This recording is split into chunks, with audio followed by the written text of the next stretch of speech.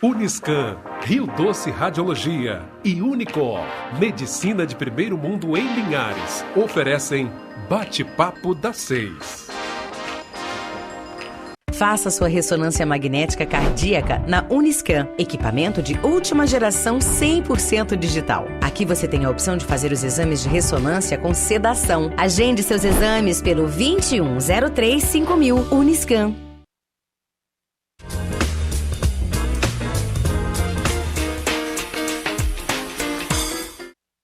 Olá, sejam todos bem-vindos a mais um Bate-Papo das 6. Hoje é quarta-feira, dia de saúde, a quarta da saudável, né? Hoje o tema é muito importante, um tema que é um dos mais difíceis, vamos dizer assim, da terapia médica, né? A gente evolui muito em tecnologia, tem várias oportunidades de tratamento, mas a atividade física, né, o exercício físico e a boa alimentação, né, é o tema de hoje, para prevenir os riscos cardiovasculares, diminuir os riscos cardiovasculares, né? E para isso, hoje, nós temos, mantendo a tradição do programa, né, excelentes especialistas na área. Hoje nós temos a doutora Stephanie Gava, que ela é nutricionista. Seja muito bem-vindo, minha querida. Prazer, Dário, estar aqui com todos vocês. Boa noite a todos, né? Isso aí vai obrigada. Elucidar muito para a gente a parte aí do padrão alimentar e etc., né? E o doutor Eduardo Salles, que é educador físico, né? E ele também é diretor técnico da Biotrainer, não é isso? Isso aí, doutor Dário. Prazer a todos. Vamos discutir um pouquinho aí sobre o papel do exercício físico na prevenção das doenças cardiovasculares aí. Isso aí. Programa hoje muito bacana, muitas perguntas que vieram aí das redes sociais, né? Bem, você pode nos assistir através do canal 16.1 na TV Sim, né? Também na rede Sim FM 106.1, nas redes sociais através do Facebook, do YouTube, no canal do YouTube da TV Sim. É interessante que você se inscreva e acione aquele sininho para toda vez que a gente entrar online, você seja acionado, né? E é isso aí, né? Para interagir conosco, a gente tem o WhatsApp, pode mandar perguntas aí no telefone 27 99622 4547 e também na hashtag Bate-Papo das 6, ok? E para iniciar talvez hoje seja o dia mais importante do Setembro Vermelho, né? Que é quando o mês que a gente está fazendo a campanha da saúde, coração e prevenção e cardiologia, né? Do Amigos do Coração. Setembro todo aqui na TV Sim, no Bate-Papo das 6, a gente está abordando temas de cardiologia, de prevenção, de tratamento e etc., né? Então hoje eu acho que é o tema mais importante, porque é um contínuo, né? A gente começa na gênese ali do peso, da atividade física, do sedentarismo, e aí a gente vai galgando alguns espaços até a obesidade levando a hipertensão e etc., né? Então hoje é isso que nós vamos conversar muito. E antes de iniciar o tema principal, eu queria perguntar, isso é dúvida às vezes no consultório, que é muito comum, o doutor Stephanie, o que é o dia a dia, o que é a profissão do nutricionista? Qual que é o principal nicho de tratamento? Como é que é o dia a dia no seu consultório? As avaliações? O que é o nutricionista, para a população entender? Ok, Dário. Então, quando se fala em nutrição, as pessoas sempre levam para o lado do emagrecimento, né, para o lado da hipertrofia, mas eu falo que nutrição ela vai bem além disso aí. Quando eu vou contar uma historinha, posso? Sim, pode ficar à vontade. Quando eu me formei há 12 anos, né, a gente sai da faculdade um pouco engessada, né? Pelo menos na nutrição, a gente sai assim, sabendo calcular dieta de hipertrofia, dieta de emagrecimento. E a nutrição sempre foi algo que eu quis muito fazer, mas eu confesso que com pouco tempo de formada, eu desanimei um pouco da nutrição. Porque eu achava algo muito engessado, só isso daí. Eu queria ir além com o meu paciente. E aí foi quando eu falei assim, eu preciso de buscar algo novo, que me faça reconhecer as dificuldades, que eu consiga fazer a diferença no meio da nutrição. E aí foi quando surgiu a nutrição funcional, né? E eu comecei a fazer a especialização em nutrição funcional, que eu falo que foi realmente um divisor de águas na minha vida como nutricionista, porque o que é a nutrição funcional? Ela te ajuda, ela te ensina, né, a avaliar sinais e sintomas de cada paciente, né, através de análise bioquímica, através dos sinais e sintomas. Então, você consegue colocar o paciente em uma teia de interconexões metabólicas e como se você conseguisse enxergar o paciente ali de dentro para fora. Tratando intestino, né, que é muito importante. Hoje nós sabemos da importância que um intestino saudável, a diferença que ele faz, né, em tudo, na boa absorção dos nutrientes. Então, tudo isso daí confere uma eficácia melhor no resultado final do tratamento com o paciente. Mais precisão, né? Mais precisão. Não a medicina, uma terapia ou nutrição mais direcionada, né? Com precisão. Né? Isso, exato. E tenho tempo ainda? Pode ficar à vontade. Estou adorando aqui. Aí finalizei a nutrição funcional e a pergunta era, tá, agora a gente sabemos um pouquinho, né? A gente sempre está estudando, sabemos um pouquinho do que fazer, mas como fazer com que os pacientes eles tenham uma aderência ao tratamento? Porque muitas vezes a gente tá ali, explica direitinho, muitas vezes o paciente ele sabe o que fazer.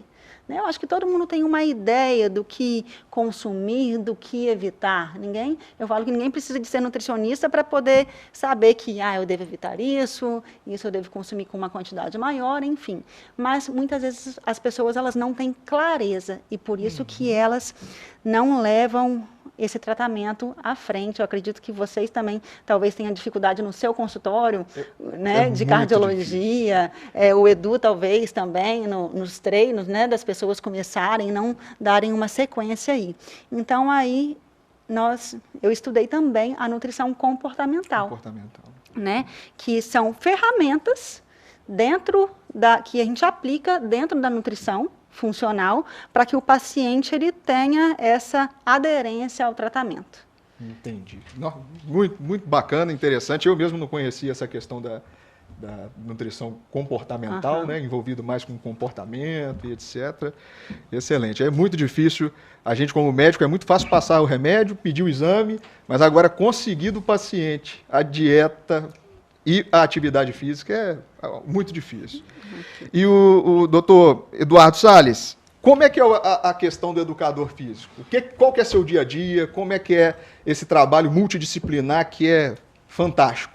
Então, doutor Dário, é uma historinha parecida com a da colega aqui, né? Eu entrei no curso de educação física e me chamava a atenção a palavra reabilitação como área de intervenção no curso de educação física.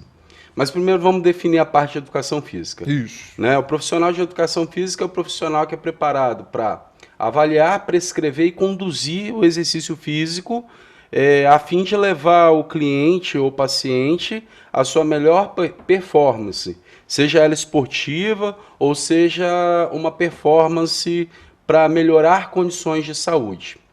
Então, o início da profissão, né, no meu início de profissão, então vamos dizer, há 20 anos, a gente estava pegando um momento de transição, onde era muito voltado para a área esportiva, né, e de repente a gente começa a se entrelaçar com as áreas de saúde e reabilitação. E aí eu fui conduzindo o curso, levando isso comigo, e levando e trazendo essa questão da saúde, da reabilitação, e aí em cima disso eu fui construindo também a minha história, né? Fazendo especializações na área, fisiologia do exercício, reabilitação cardiovascular, enfim, conduzindo para esse caminho até que estava se abrindo na educação física. E aí realmente ficou uma coisa muito bacana, porque de repente eu começo a perceber as áreas se conversando.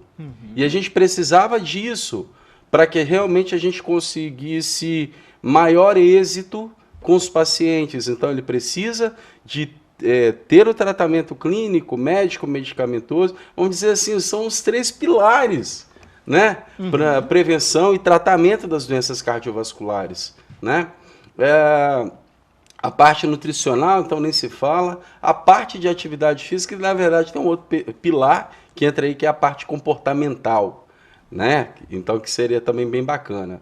Também tem essa conexão com também tem essa conexão. Então, a gente faz essa conexão com o comportamental, né, na atividade física, principalmente quando eu tento buscar no cliente o despertar do desejo do exercício físico, da incorporação do exercício físico nas suas rotinas do dia a dia.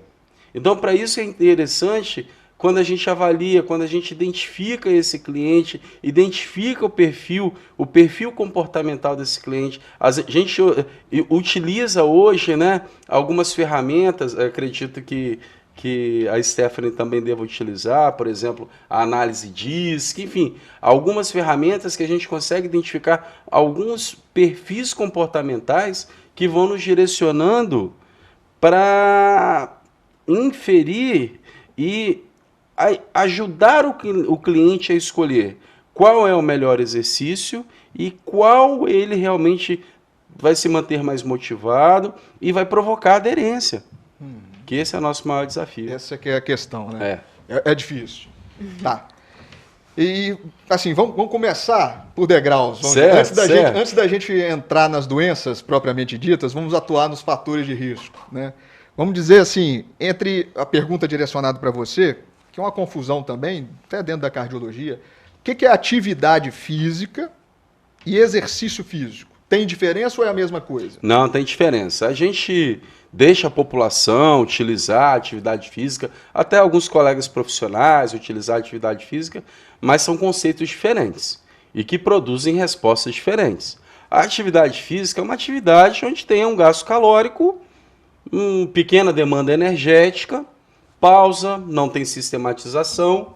É importante, principalmente promover um gasto calórico e isso ter lá na frente um impacto sobre alguns perfis metabólicos, né? Enfim, algumas variáveis, controle, glicemia, peso.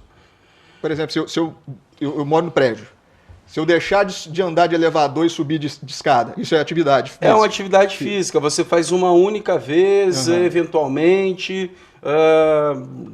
3, 4, 5 minutos, né? Não tem isso, não tem uma constância, né? Existem variáveis para caracterizar o exercício.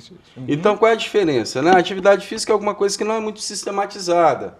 E o exercício físico é aquela coisa que é sistematizada e precisa de um tempo para que ele realmente produza algum efeito. Né? Recentemente eu fiz uma palestra e tinha um grupo, por exemplo, de faxineiras. Elas, nossa, mas a gente se movimenta o dia inteiro, dá faxina o dia inteiro, eu varro o dia inteiro. E ainda você estava falando... E elas eram diabéticas e hipertensas, e por isso que foi convidado para fazer essa palestra. Né? E ainda você está falando que tem que fazer mais exercício físico. Olha, vocês fazem atividade física, vocês vão, param um pouquinho, passam um pano, param um pouquinho. E isso não é capaz, por exemplo, de elevar muito a frequência cardíaca, a frequência respiratória, né? Modificar a fisiologia do corpo para produzir substâncias e hormônios que vão ser os seus protetores.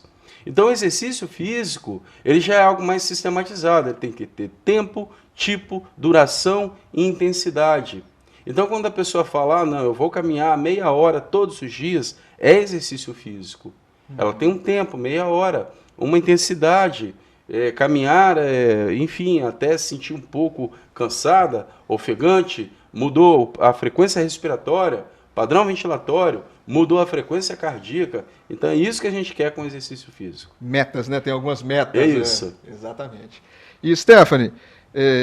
a gente sabe que a obesidade infantil, né, tá tudo isso aumentando, o padrão alimentar brasileiro vem aumentando, parecendo muito com os Estados Unidos, industrializando, e as doenças coronarianas vindo atrás. Se você tivesse que dar uma dica, assim, um en passant, sobre como é que seria a dieta de alguém que não tem o padrão alimentar, né, baseado em quê? Igual você disse, todo mundo sabe o que é bom e o que não é, né? Certo. Mas o que a gente deveria comer mais para a gente falar para o telespectador? O que eu deveria dar mais atenção na minha alimentação e o que eu deveria evitar, de uma maneira geral, antes da gente entrar segmentado nos temas específicos, né? Certo. De uma forma geral, né, quando a gente fala em em uma dieta padrão. Padrão, isso. Uma dieta padrão. Nós colocaríamos o quê? 50% a 60% por cento de carboidratos, e que estes sejam carboidratos complexos. Quando falamos em carboidratos complexos, estamos falando de carboidratos bons, não são os carboidratos refinados, né? Bolachas, biscoitos. Estamos falando aí de batata doce, alimentos que te oferecem energia, mas que eles são mais completos nutricionalmente. Eles têm fibras, né? Eles têm nutrientes e não são carboidratos de caloria vazia. Né? Então, colocaríamos aí num padrão de 50% a 60%. De 20% a 25% entraríamos com gorduras de boa qualidade. Azeite de oliva, a gordura das carnes magras, abacate, castanhas, né? E entraríamos também com as proteínas, aí, em torno de 10% a 15%. Né? Com as proteínas, carnes, leites e derivados, mas isso é o que a OMS preconiza de uma forma geral, e evitaríamos, sem dúvidas, os embutidos, os doces em excesso, frituras, né? Então, de uma forma geral, seria isso. Seria, mais ou menos. Só que isso hoje tem mudado muito, né? Dificilmente esse é o tipo de plano alimentar que eu sigo com o paciente em consultório, né? Isso vai depender... Pode falar. Não, é a medicina, igual você explicava antes, né? A medicina de precisão, mas eu estou tentando... Isso vai depender da individualidade de cada paciente, se esse paciente ele é intolerante, se esse paciente ele é alérgico, se tem alguma hipersensibilidade, né? Se tem alguma patologia instalada, se o objetivo dele é perda de peso, é hipertrofia ou é qualidade de vida. Então, isso muda muito. Hoje nós temos várias estratégias, né? É muito específico, né? Okay. Direcionado. Essas dietas da moda, então, vamos com calma, né? Melhor ir no nutricionista, ser bem avaliado. Com certeza. Né? Eu falo que as dietas da moda, elas não conseguem, o paciente ele não consegue ter uma constância. Né? Quando em dietas da moda, geralmente, se exclui um grupo alimentar.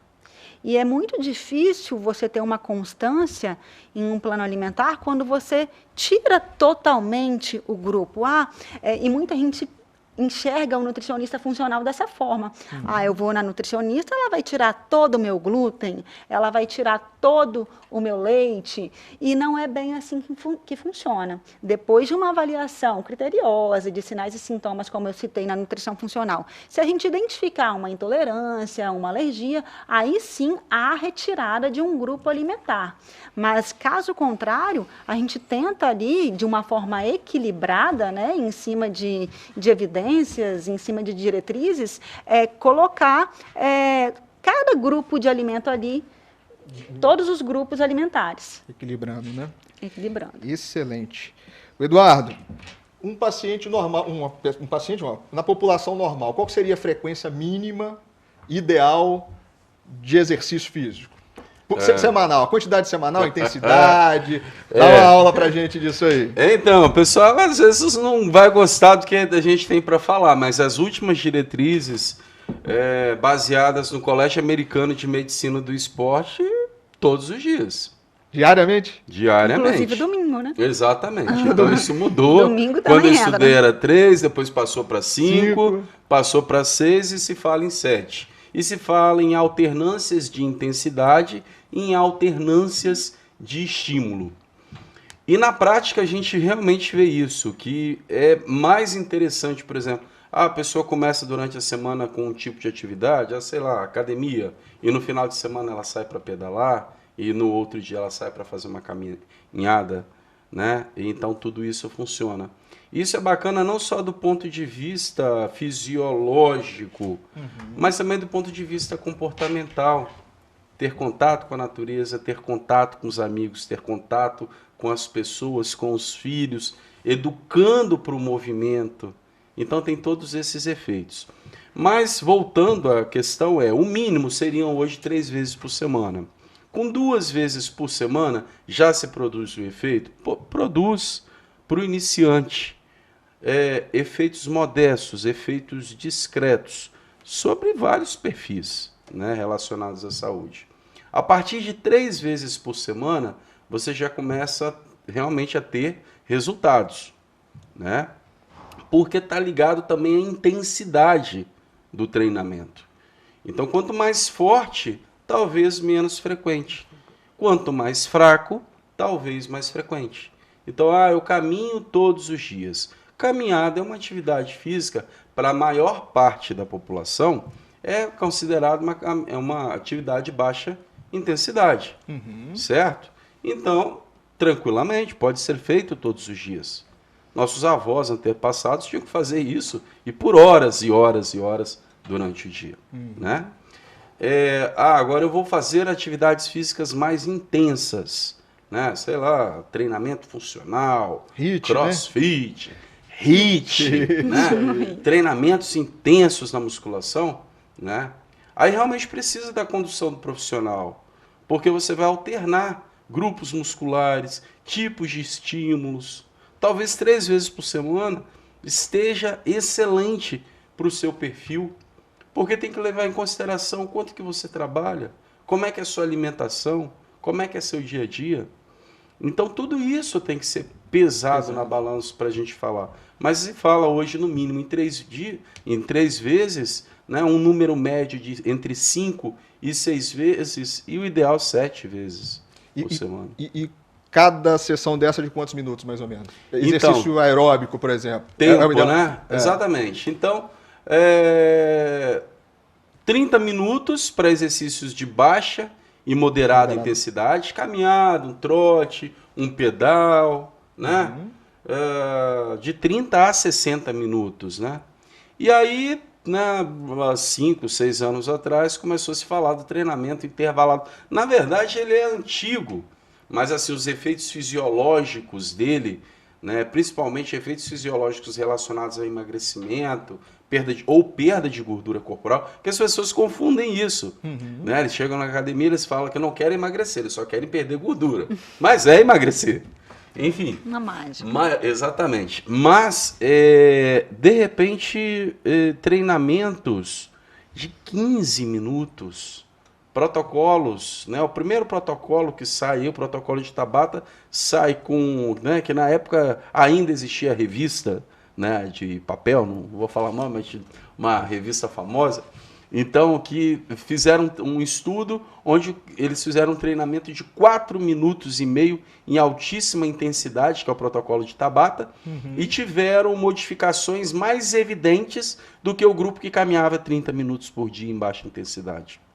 Então, aquilo foi, né, revolucionário. Revolucionário. E aí, daí para frente, começou a se estudar. E aí viram que, é claro, né, qualquer pessoa que subiria numa bicicleta e ficaria 4,5 minutos pedalando até a morte. Desesperadamente. Exatamente, não dá. É um protocolo muito intenso. E aí se chegou a vários protocolos. Então hoje a gente consegue desenvolver o componente cardiorrespiratório com métodos de treinamento entre 10 e 15 minutos. 15 minutos. Quando é sistematizado o treinamento, bem prescrito, com 15 minutos você já faz o treinamento que de repente seria de 30 a 40 minutos em baixa intensidade. Aqueles 200, 250 minutos da OMS semanal já está sendo pouco, né? Já se fala em 300, né? 300, exatamente. E o HIIT, só para complementar, né, da minha parte, da cardiologia, o DERC, né, que é o Departamento Especial de Reabilitação no Cardio, sai direto HIIT para reabilitação cardiovascular. Pós-infarto, claro que não é tão precoce, mas no transcorrer. Bem, chegamos ao final do primeiro bloco, né, falando sobre o tema mais difícil para o do cardiologista, que é atividade física e uma boa alimentação. A gente tem a presença de 2 especialistas fantásticos, o Dr. Stephanie, que é nutricionista, e o Dr. Eduardo, que é educador físico. Que no próximo bloco a gente vai corroborar mais, falar mais um pouco sobre alimentação e atividade física.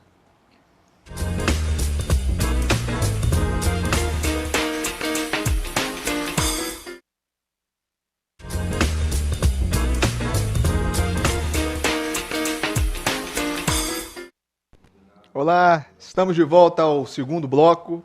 Hoje o tema é atividade física, padrão alimentar, nutrição, com o intuito de reduzir as doenças cardiovasculares, o AVC, o infarto. E por isso nós contamos com a presença de dois excelentes especialistas, a doutora Stephanie, que é nutricionista, Stephanie Gava, e o doutor Eduardo Salles, que é educador físico, né? Então, antes, no primeiro bloco, né, corroborando aí o Setembro Vermelho de prevenções cardiovascular, né, essa campanha dos Amigos do Coração, aí da Uniscan, da Unicor, da Rio Doce Radiologia, né? A gente primeiro deu um en passant ali, falou um pouco do paciente, da pessoa que não tem doença, que quer prevenir. Agora a gente entra nos fatores de risco cardiovascular, e a hipertensão, sem dúvida nenhuma, está correlacionado com isso, né? A obesidade, ela tem uma correlação linear com a hipertensão. Quanto mais peso, IMC, maior vai ser a pressão, né? E com tratamento bem feito, né? Esse tratamento multidisciplinar, eu já até tirei remédio, né? E aí o cardiologista, o doutor Stephanie, ele gosta muito de passar para o seu paciente aquela dieta DASH, só que ele fala assim, ó, eu vou passar uma dieta para você que é a DASH, que é da hipertenso, e é o nutricionista. Ok. O que é essa dieta DASH? Então, doutor Dário, a dieta DASH foi uma dieta estudada por cientistas norte-americanos, né? Onde eles pegaram um grupo de indivíduos hipertensos e o que eles inseriram nesse grupo? O que a dieta DASH ela enfatiza?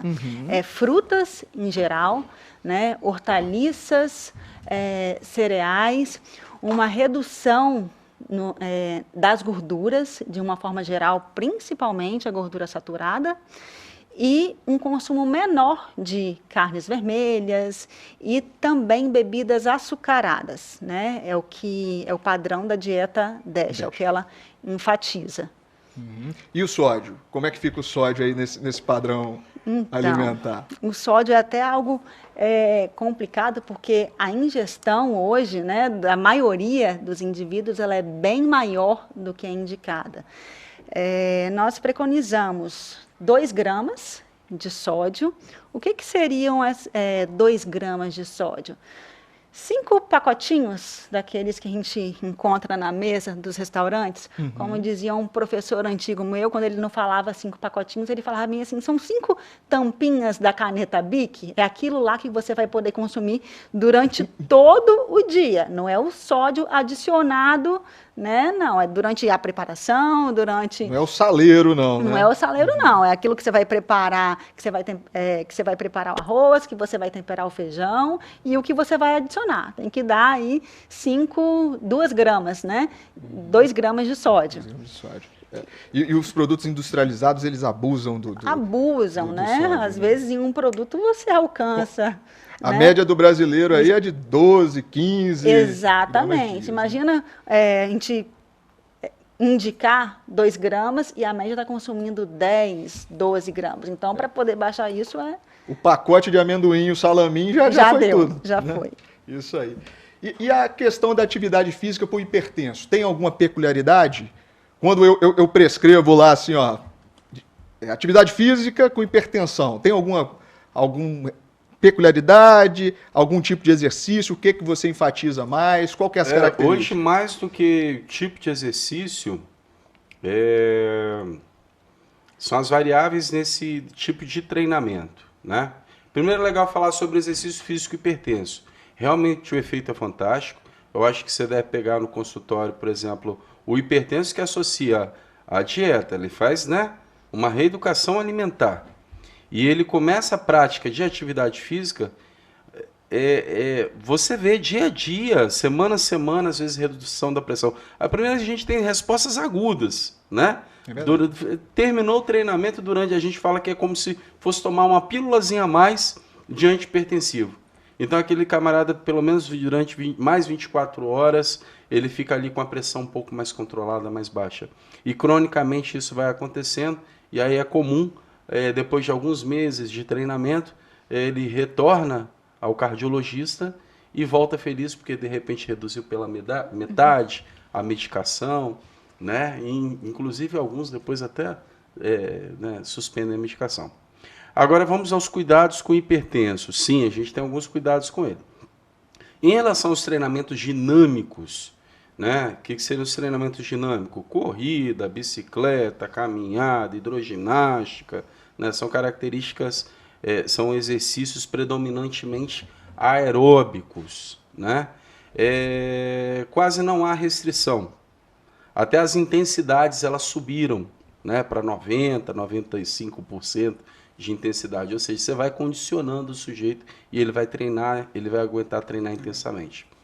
Agora, o treinamento, quando ele tem características estáticas, ou seja, quer fazer muita força, levantar muito peso, e aí a gente não gosta de falar de modalidade, porque na verdade, inclusive, é o tempo de contração. Então, por exemplo, quando eu levanto muito peso, o pessoal fala, vamos colocar o crossfit, né? Ou o treinamento funcional. Eu levanto muito peso, mas é um único arranque, um único movimento. Isso é muito rápido para produzir uma resposta hemodinâmica extremamente perigosa, né? Agora, tudo depende também da carga que está sendo utilizada. Agora, o que realmente ainda a gente tem como regra é evitar exercícios com forte componente isométrico. O que significa isso? Você ficar muito tempo numa determinada posição, né? Então, por exemplo, na musculação, fazendo um treinamento onde, sei lá, um método de intensificação muito lento, o movimento, um exercício muito lento, com cadência muito lenta, muita carga. Isso realmente, ele fazendo 10, 12 repetições, a pressão tende a se elevar e realmente não produzir uma resposta muito interessante ali. Então são esses cuidados que a gente tem que ter hoje com o hipertenso, de não deixar tanto tempo em contração. Ele se contrai, ele faz os movimentos, mas se evita muitas isometrias, ou seja, ficar parado numa posição com sobrecarga. Isso realmente ainda é uma contraindicação. Exatamente. E o que o cardiologista geralmente toma um pouco de cuidado também é com os níveis pressóricos, né, para a gente iniciar a atividade física. Geralmente, na pressão em geral, vamos dizer, 16, 160 por 100, a gente já segura. A gente fala assim, ó, vamos abaixar, vamos controlar um pouco mais a pressão, depois você começa a atividade física, né? Basicamente é isso. E os pacientes que têm muitos fatores de risco também. Vamos supor, ele é hipertenso, ele é diabético e ele já infartou.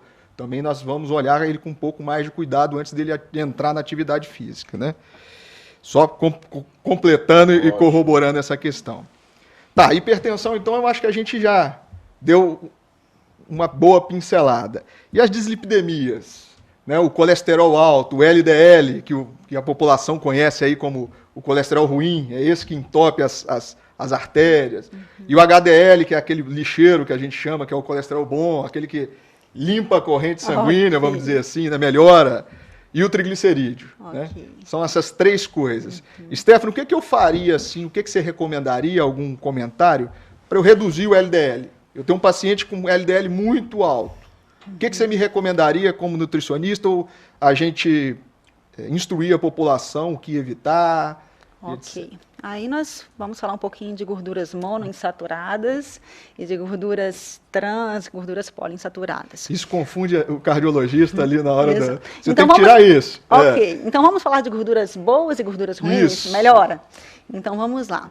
O que nós tiraríamos? Gorduras embutidos, de uma forma geral, aquela pelezinha da que todo mundo gosta, da asinha de galinha, né? Aquele torresmo, isso seriam coisas que nós tiraríamos, né? Frituras, de uma forma geral, embutidos. E gorduras boas, quais seriam essas gorduras boas? Azeite de oliva, né? Que tem diretriz que mostra a eficácia aí no tratamento hipertensivo, azeite de oliva, um excelente antioxidante, castanhas, oleaginosas de uma forma geral. Quando eu estou falando de oleaginosas, eu estou falando do grão de bico, eu estou falando das nozes, eu estou falando da castanha do Pará, enfim, né, tem uma infinidade de alimentos aí. Abacate.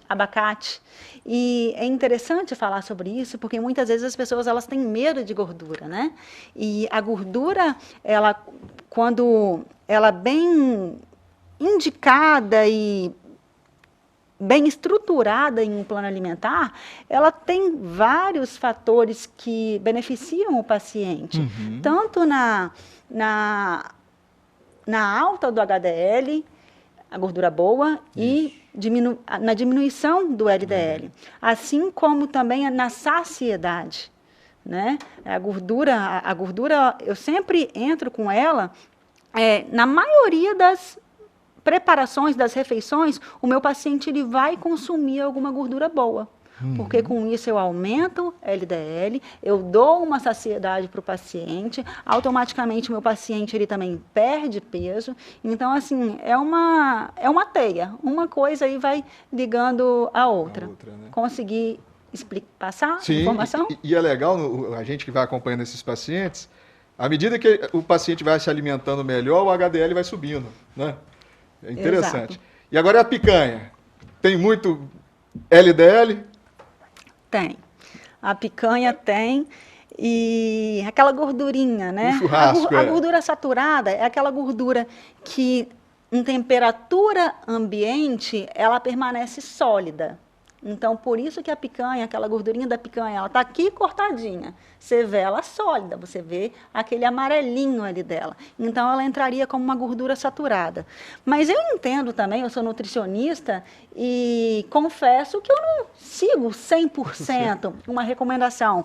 Até como o Edu falou, que é importante esse convívio, né?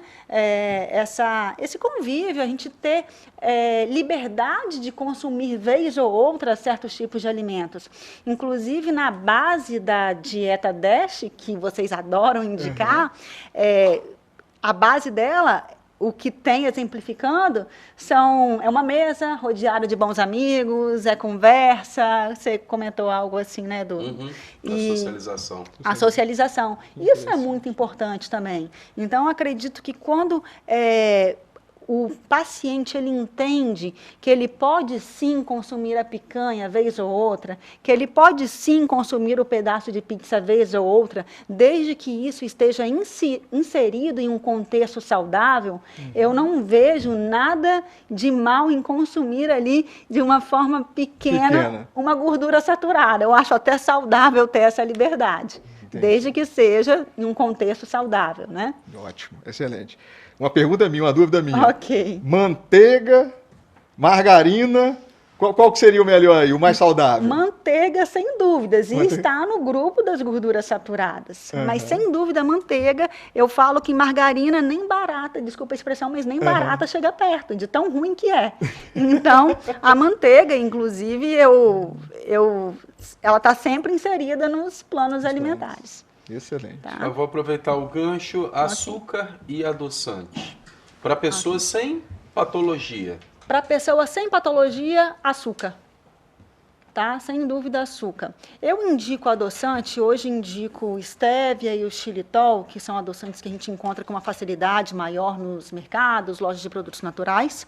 Mas para pacientes com patologia instalada, paciente com diabetes que realmente precisa retirar esse açúcar. Mas se é uma pessoa saudável, às vezes a pessoa, Stephanie, eu gosto do meu cafezinho, eu não consigo tomar ele sem adoçar. Açúcar ou adoçante? Açúcar, porque às vezes é tão pouco, né, que não tem por que inserir o adoçante aí. Inclusive, eu sempre peço para o meu paciente, mesmo aqueles que eu indico o adoçante, no caso de um diabético, e tentando desmamar esse adoçante. Por quê? Porque senão o cérebro sempre vai entender que aquele indivíduo está consumindo algo doce. E aí o ciclo, ele sempre vai se repetir com a pessoa tendo uma necessidade de consumir algo doce, e aí automaticamente essa gordura, mesmo que ela não ingeriu, mas o seu cérebro entendeu aquilo como um açúcar, os músculos eles vão absorver mais, o fígado também vai absorver, vai haver uma transformação maior de gorduras. Então, quanto menos açúcares ingeridos, melhor. E no caso do adoçante, é a situação que o paciente ele não está ingerindo, mas o cérebro está reconhecendo como algo doce. Então, o ciclo vai ser o mesmo da obesidade aí. Entendi. Entendeu, Excelente. Edu? Uhum. Entendi, ficou ótimo. E aí a gente a Rosângela, lá do Rio de Janeiro, que tinha mandado essa pergunta que você já aproveitou aí. Isso aí, nós terminamos mais um segundo bloco do Bate-Papo das 6, falando sobre atividade física, reabilitação, nutrição, padrão alimentar, as dificuldades no dia a dia do tratamento desse paciente, né? 2 excelentes especialistas, a doutora Stephanie Gava, que é nutricionista, e o doutor Eduardo Salles, que é educador físico. No terceiro e último bloco, a gente vai abordar um pouco mais sobre esses temas e algumas perguntas que foi enviada do WhatsApp, das redes sociais.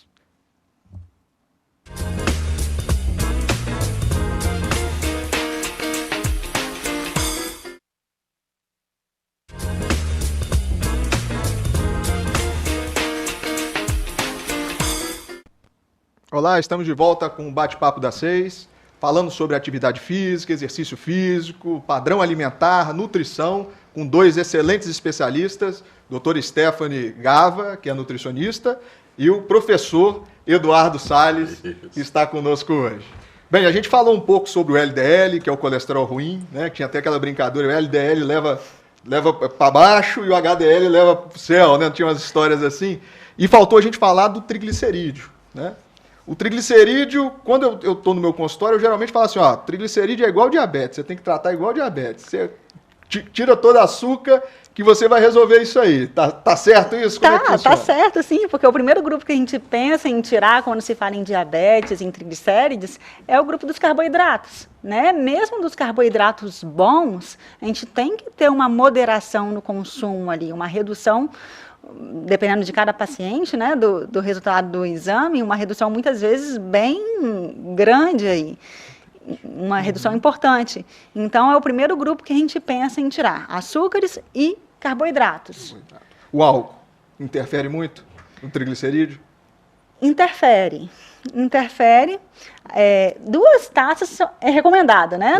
Na cardiologia, na cardiologia, sim. 2 taças são recomendadas. Pra prevenção. Mas o álcool, ele inibe, né, a capacidade do paciente continuar perdendo ali gordura, ele bloqueia, como se ele bloqueasse o tratamento que a gente vai fazendo ali na redução dos carboidratos, né, na perda de gordura. Entendi. Excelente. E agora a gente vai entrar, a gente está caminhando durante o processo, né, entre o paciente saudável, o paciente que tem um fator de risco, hipertensão, dislipidemia, e agora a gente entra no paciente que fez evento, vamos dizer.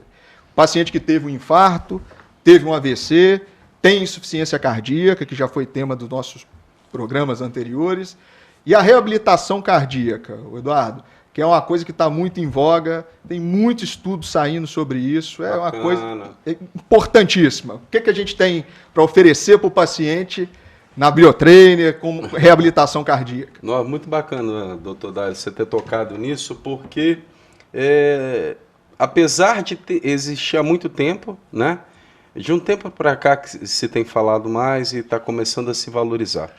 A reabilitação cardíaca é o processo que acontece pós-evento, certo?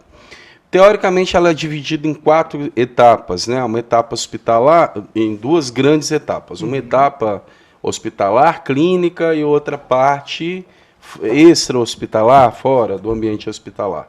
E 4 etapas, né? Etapa 1, o paciente ali, logo após o evento, é feito ali dentro do próprio quarto, colocar ele sentado, em pé, as primeiras caminhadas. A etapa 2, ele começa a fazer exercício físico sob monitoramento, né? Com um monitoramento mais equipado, eletrocardiograma com mais frequência, ou seja, já avalia como é que é o comportamento desse coração submetido ao esforço. A etapa 3, ele já está liberado para a academia ou algum centro, né, de exercício físico, onde o monitoramento é um pouco mais tranquilo, porque já viu que ele não oferece tantos riscos, ele não descompensa. Então, monitora-se basicamente a frequência cardíaca, a pressão arterial antes, durante, após o treino, né? E a etapa 4 é o exercício livre, onde ele retoma todas as suas atividades físicas, né, corriqueiras, né? É fantástico, a gente que acompanha esses pacientes, a evolução do paciente com reabilitação cardíaca é um absurdo. Tanto o paciente coronariopata que tinha dor, começa a fazer, ele para de ter dor no peito, né? Claro, com todas essas questões. O paciente que tem insuficiência cardíaca, que tinha falta de ar, também consegue melhorar muito o padrão de vida. É uma questão muito importante, né? Bem, e aí eu recebi algumas sugestões aqui, Stephanie, de o que faz bem ou não para o coração, né? E aí eu vou passar rápido, porque são muitos, né? A questão do ácido graxo insaturado. Faz bem ou faz mal para o coração? O ômega 3, o ômega 3 faz bem. Bem para o coração. Fibras, em geral? Sim, com certeza. Fibras faz bem, de uma forma geral, até porque você falando, até puxando um pouquinho o link da pergunta anterior, que você me falou em relação à diabetes, sim, né? Muitas pessoas têm medo até de consumir frutas. E eu vou falar por que eu estou falando nas frutas, né? E você me perguntou sobre fibras. Isso. Porque as frutas, as pessoas falam meio assim, nossa, mas como que eu vou consumir? Já peguei planos alimentares dos pacientes não consumirem nada de frutas, com medo do açúcar das frutas, e ali, um mês, zero consumo.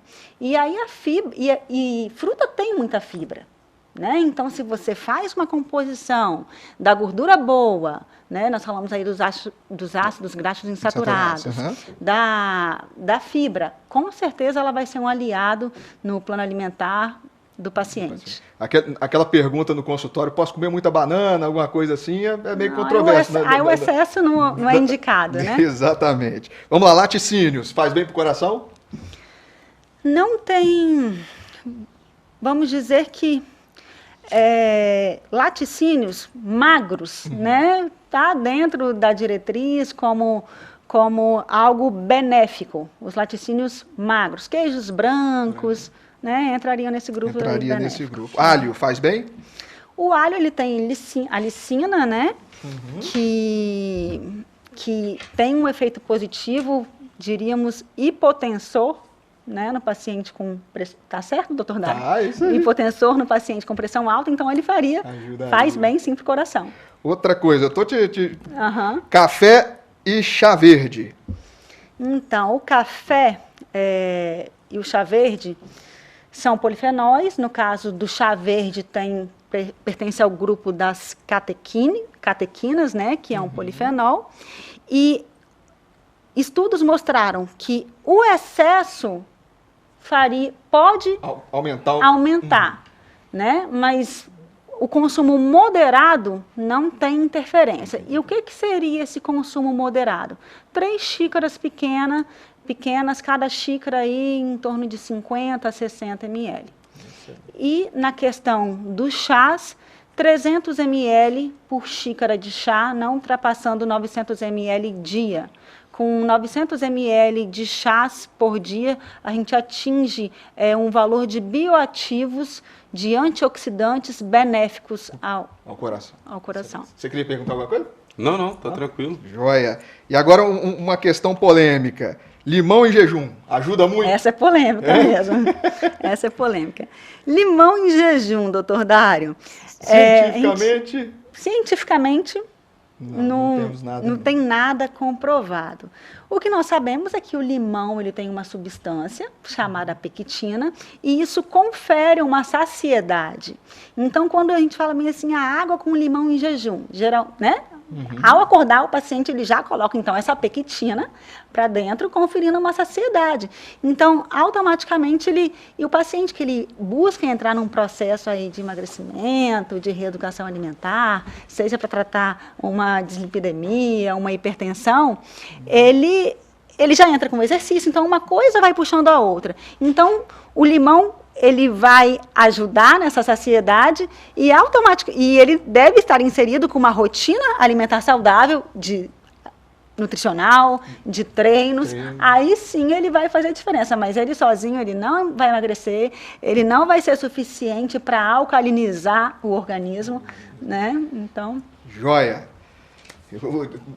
Perguntei bastante para você agora, hein? Isso aí, olha só. Chegamos a mais um... Eu aprendi muito obrigado pela presença de vocês. Eu aprendi demais. O médico, ele fica um pouco restrito nessas questões, e essa questão multidisciplinar eu acredito muito, tá? Eu acho que é fundamental. Muito obrigado, doutor Eduardo Salles. Palavras finais, considerações. Não, eu acho que a chamada é essa para o exercício físico. A gente sempre vai levantar essa bandeira pelos efeitos positivos que provoca, estão cada vez mais comprovados, são incontestáveis, né? Quem não pratica tem que começar, deve começar o quanto antes, porque se não fizer agora, vai fazer depois, lá na fisioterapia, que é muito pior. Então, começa agora para não ter problema lá na frente. Tem que fazer antes, durante e depois, né? É por aí. É isso aí. Doutora Stephanie, muito obrigado pela presença. Eu que agradeço. Muito elucidativa, perfeito. Muito obrigado pela presença. Foi um prazer. É isso aí. Agradeço.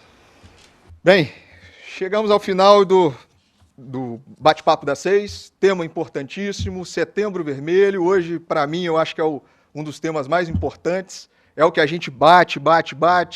Dar remédio é fácil, fazer o diagnóstico também é fácil, o difícil é convencer o paciente a seguir essas regras, né? A gente consegue tirar o remédio, consegue melhorar bastante o condicionamento físico, o tratamento do paciente. E é isso aí, TV Sim, a televisão do Espírito Santo.